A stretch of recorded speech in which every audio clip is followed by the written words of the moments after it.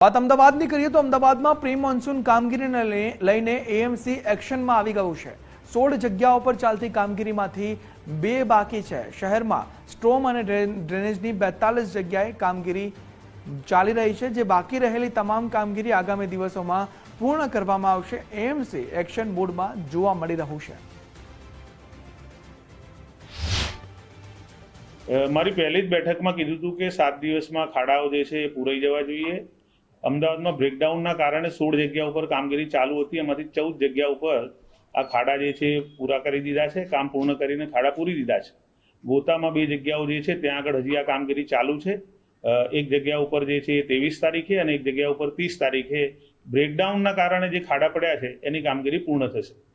એ સિવાય સેટલમેન્ટવાળી 144 જગ્યા ઉપર છે કે જ્યાં ડ્રેનેજ, વોટર અને સ્ટ્રોમ વોટરની કામગીરી ચાલતી હોય, એમાંથી 42 જગ્યાઓ એવી છે કે જ્યાં પણ હજી કામગીરી ચાલુ